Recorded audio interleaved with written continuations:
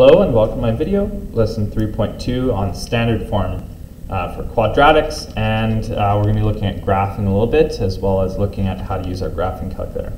So standard form, what is it? So first of all, standard form is when we have y equals ax squared plus bx plus c, where a, b, and c are coefficients, i.e. they're just numbers, okay? Coefficients. I don't know, I didn't spell it right. There's a C somewhere there. I before E except after C. I don't know. Whatever. A, B, and C are coefficients. A is the leading coefficient, which just means that it's in the position that is on the front of the greatest degree term. So this has degree 2 or x squared. So A is leading coefficient, and it tells us if the graph is positive or negative, curving up or down. So just a reminder from the last video, positive means happy, negative means sad. Okay, so it's curving upwards or curving downwards, and this actually holds true with functions that are not quadratics, but it is in those ones, like for example a cubic function, it is the final resting or the final direction that matters the most. Okay, so it doesn't matter about anything that happens before, just whatever direction it finally ends up. Okay, so we have those, the A is the leading coefficient, positive or negative. C is the constant term, so you can imagine that if you made x equals 0, then in this case we'd have, we'd get rid of this term, we'd get rid of this term. So if x is 0, then y is c.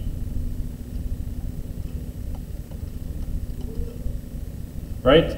If x is 0, then y is c.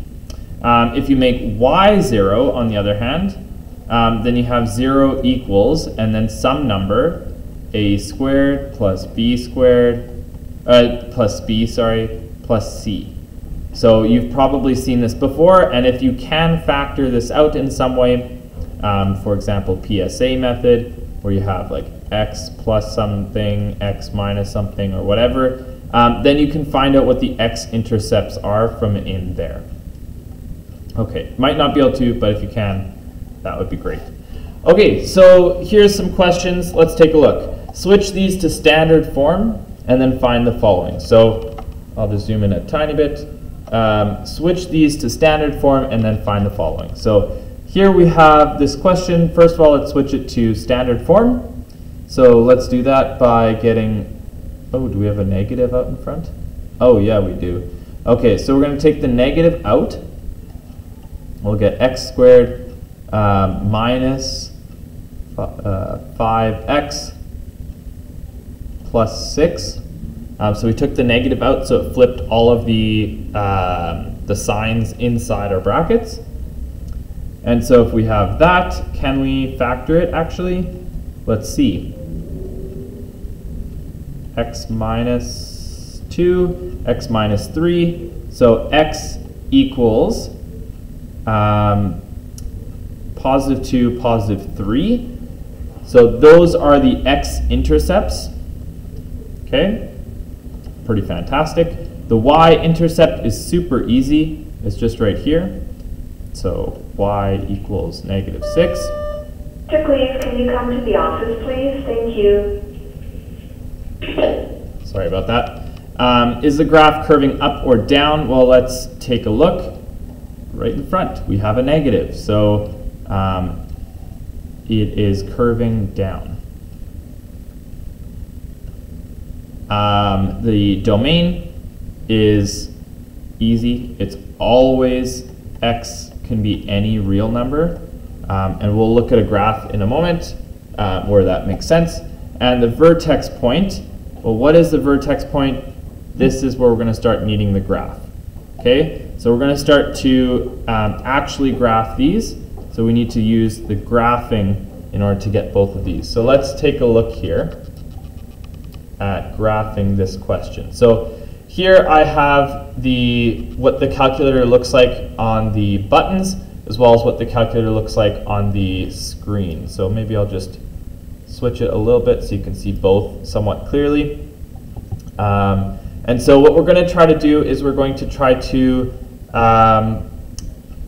put in this function here. So negative, oh sorry, that's not helpful. Okay, we went too fast. Okay, we need to put a y equals, so we press y equals up here. So what this is going to do is it's going to allow us to graph the function. So we have y equals, and then we put a negative alpha to let us put in this green x down here. X squared plus 3 alpha x plus 2 alpha x. We can put in the original function, or we could put in the standard function. Because I already started, I'm just putting in the original function. Okay, so now I press enter. So now that line is in there. Now what you want to do is press graph and see what happens. If you cannot see your line, you might want to go to zoom, and you're going to want to choose zoom standard. Press 6, and it should go like that. If for some reason your calculator is having a problem, it's probably because of some settings that the last person had on. So you can go and reset your calculator. If you press second function plus, or there's a little mem thing here, you can go and press reset, so 7, and you can go over to all, press all memory, and then go down to reset and reset. But I'm not going to do that because apparently it crashes the digital version. So anyways, so here we are, we see a graph, it's beautiful, it's wonderful. We want to know the vertex, so we want to know the point right up here. So what we're going to do is press second function, calc, or trace, and we want to find the maximum in this case. So over here we can see we have this point all the way over to this point. So left and right boundaries, and then I'm going to guess somewhere in the middle. And so this gives us our maximum point. So our vertex would be the point 2.5 comma 0.25, or 1/4. I'm going to put 1/4. No, I'm going to put 0.25.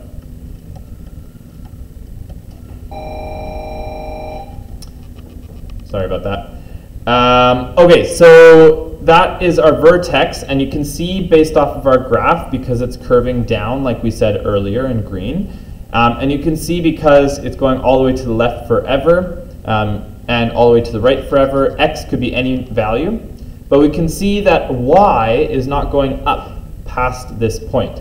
So actually y is going to be less than or equal to the value of y in our vertex, so 0.25.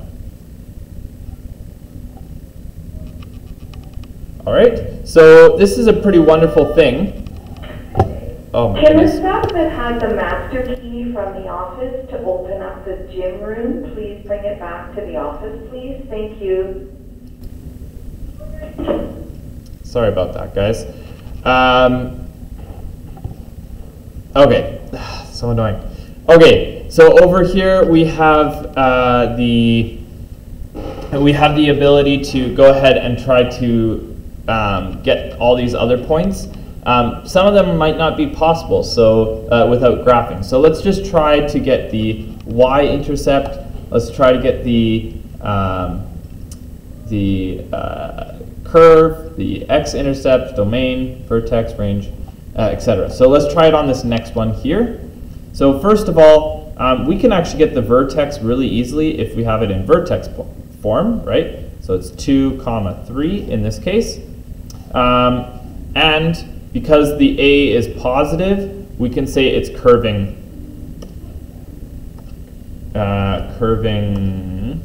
up. Okay, so it's curving up, and if it's curving up, you can imagine like that the curve is like this, right?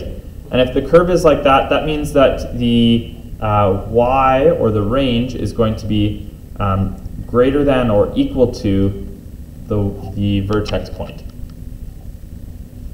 Okay. The beautiful thing about x, the domain, is that x is always any real number when it comes to a quadratic.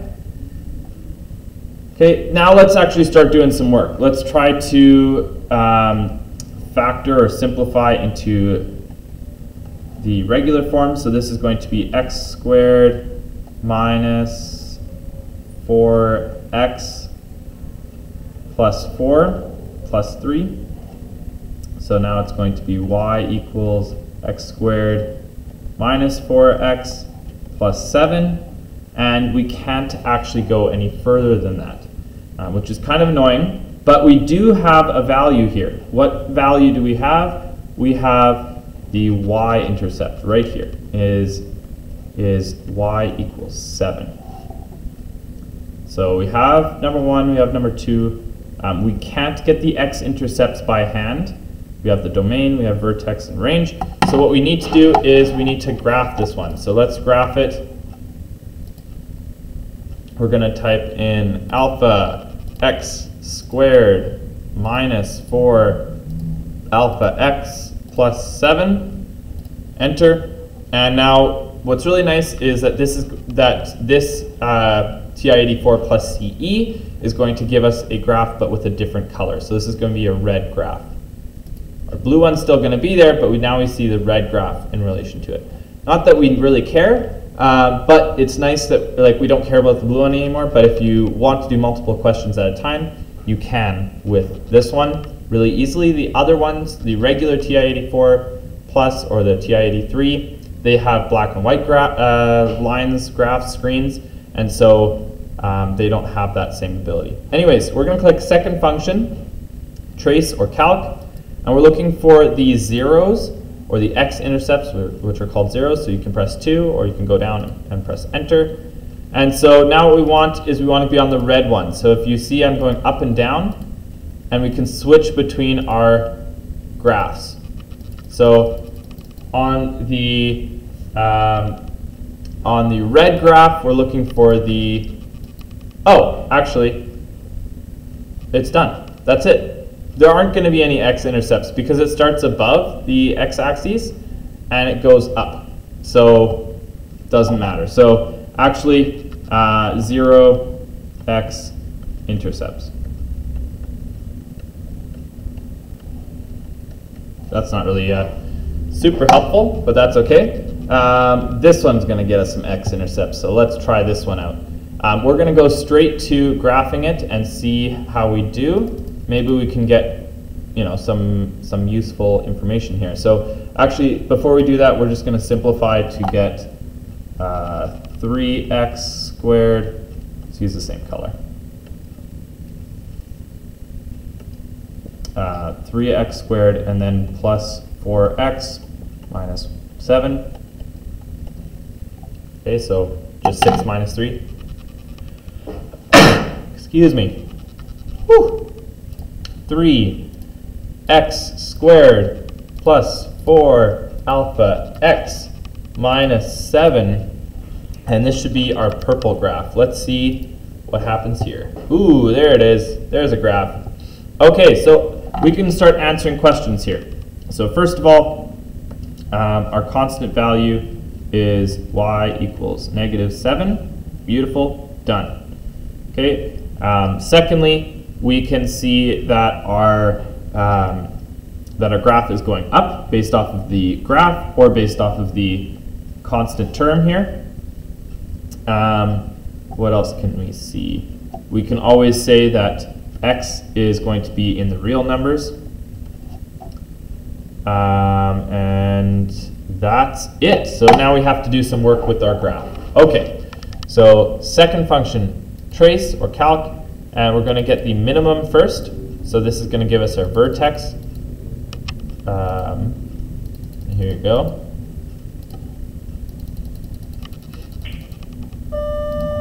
Excuse the interruption, Mr. Gastini. Please come to the office. I need to go home. Thank you. Sorry again. So you get the left and right bounds, and then you guess in the middle. And so now it's going to give us a value here.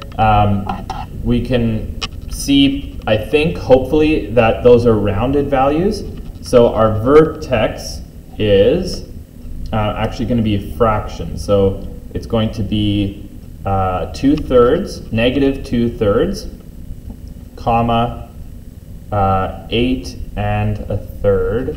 So it's going to be over 3. It's going to be negative 3 times 8 is 24 plus 1, 25. There you go. That is our value. Okay, if you don't see right away that it is a fraction, then that's too bad, but this is the better way of putting it. Decimals work, but it should be fraction form. Okay, next we can look for the zeros or the X-intercepts. So what we can do here is go to the left bound, go to the right bound, guess, and see what happens. So now we're going to get the X-intercept. So X equals negative 7/3, comma, and let's see about the next one.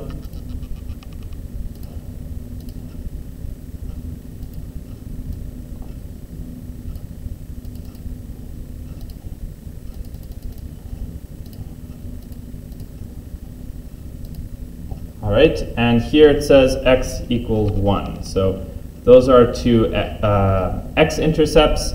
We have our Y-intercepts, we have that, we have that, we have that. Okay, and the last thing is our range, which because it's facing up, it's going to be Y is greater than or equal to, and then the vertex point. So there you go, right? There you go. All right, I hope this helped you guys out a little bit. Taking a look at how to graph some things, taking a look at a few of these questions, and hope this video helped you, and good luck. Have a nice day.